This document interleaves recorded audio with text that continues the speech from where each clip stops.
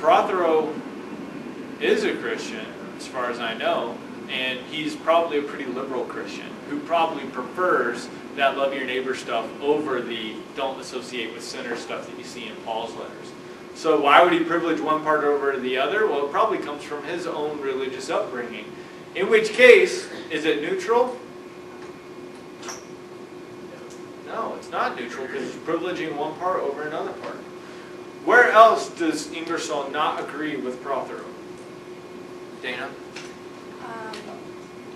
When he talks about the 9/11 attack, he says that if they were more educated and it was lack of familiarity with the content of the religion that led to the crime, but she says that what really matters is the quality of the education.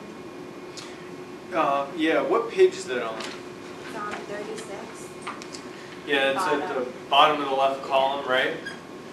Let's look at this last paragraph on the bottom of 36, on the left side. For example, Prothero discusses an incident after the 9/11 terrorist attacks in which a vigilante killed an American Indian Sikh, thinking he was a Muslim. He suggests that better education would have led the vigilante to know that his victim was not Muslim and therefore might not have killed him. I would suggest that it is not the lack of familiarity with the content of religions that led to the crime. And in fact, it would not have been significantly better had the vigilante found an actual Muslim to kill.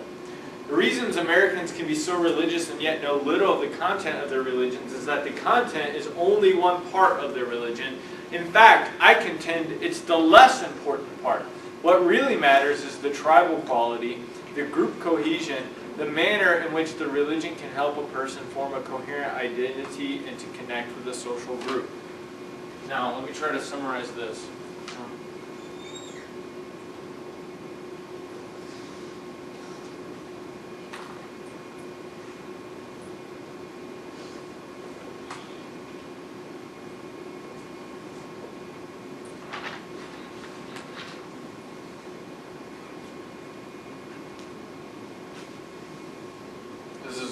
Summarize it so it's almost too superficial, but she's suggesting the content of religion in general is less important than group formation.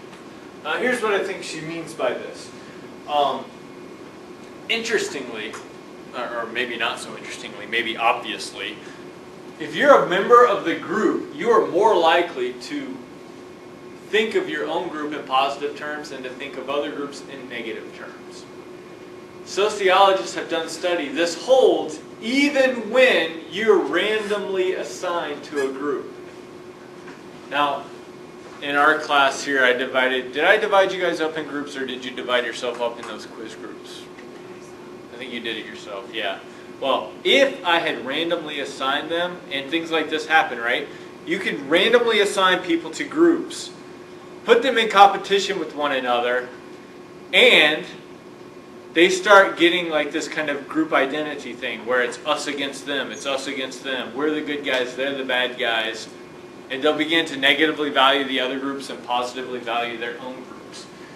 Now, for Ingersoll, if you want to understand why somebody is killing someone with a turban, it probably has very little to do with Islam or the content of Islam. It probably has more to do with group solidarity and group hatred of other groups, independently of what the content of those other groups are.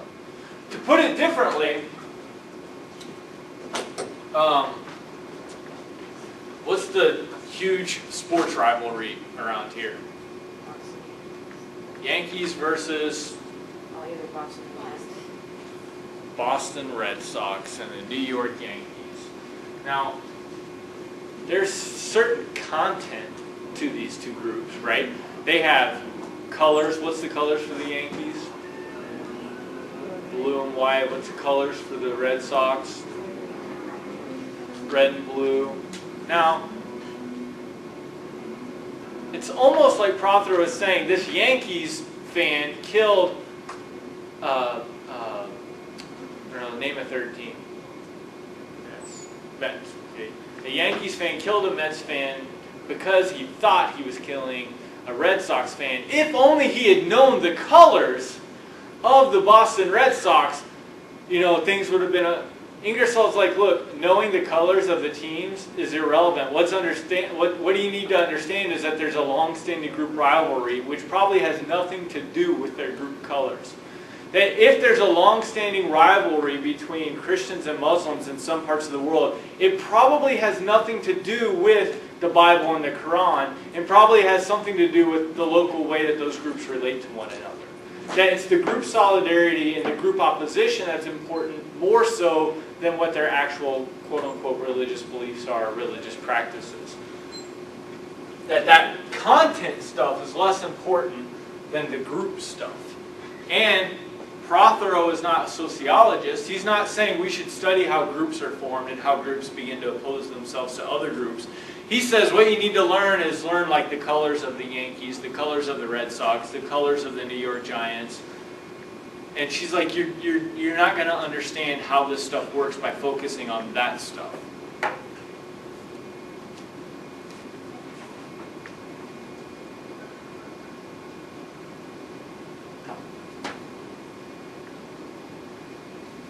Where else does she disagree with Prothero? You guys have got most of what she says. There's at least two other things that she says that are of note.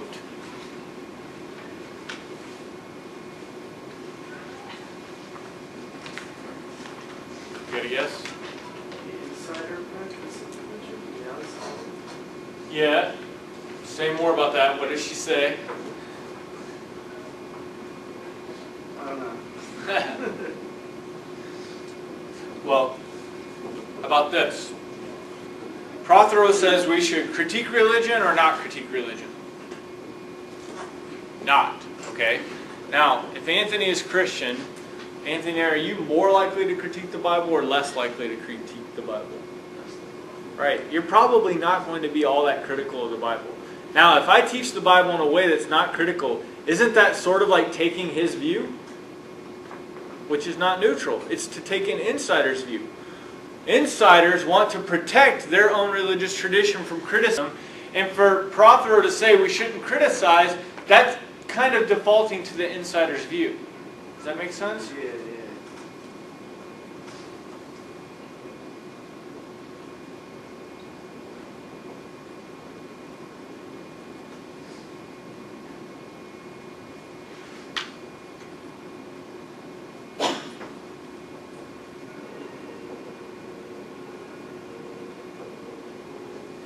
Not criticizing defaults to the insider's view.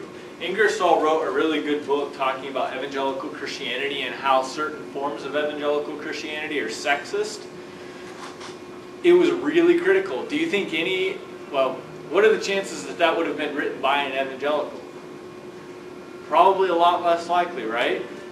She's like, we can take the insider's view or we can take an outsider's critical view. And to not be critical seems like we're automatically choosing an insider's view.